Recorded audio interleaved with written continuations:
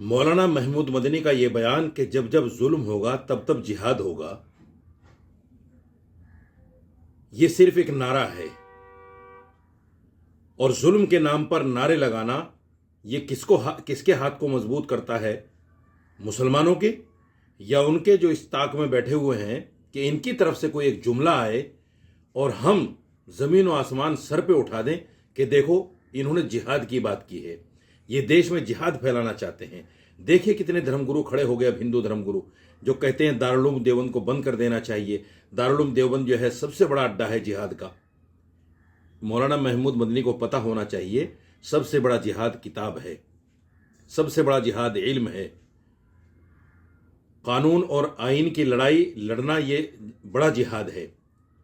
آپ بتائیے 100 سال کی جمعیت کی تاریخ ہو گئی، آپ نے کتنے اسکول، کتنے کالج، کتنی یونیورسٹی بنائی، کتنے آپ نے انجینئر، کتنے پروفیسر، کتنے لیکچرر بنائے، کتنے لوگ افراد آپ نے تیار کیے ہیں، سوائے اس کے کہ آپ نے جذباتی جملے بولے ہیں۔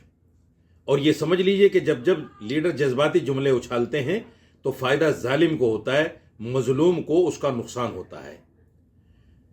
اس وقت مسلمان کو جذبات کی نہیں حکمت کی ضرورت ہے، آگ کی نہیں تدبیر کی ضرورت ہے۔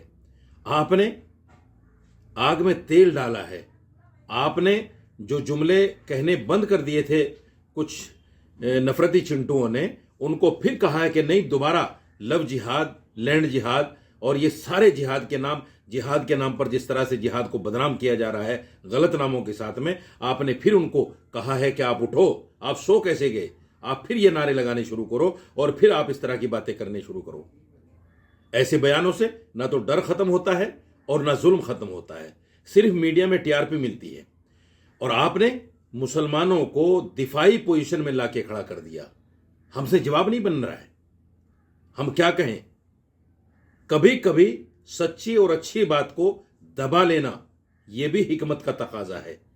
بس سوال یہ ہے کہ آپ کو تو چچا سے زیادہ ٹی آر پی لینی تھی، تو پھر آپ ایسے جملے کیوں نہ بولتے؟ آپ یہ بھی کہہ سکتے تھے کہ جب جب ظلم ہوگا محمود مدنی سڑکوں پہ آئے گا، جب جب ظلم ہوگا ہم اپنی آواز کو پارلیمنٹ کے ایوانوں تک پہنچائیں گے، جب جب ظلم ہوگا ہم پارلیمنٹ کا گھیراؤ کریں گے، ہم پرائم منسٹر کا گھیراؤ کریں گے۔ لیکن آپ نے نہیں کہا، اور آپ کو کرنا بھی نہیں ہے۔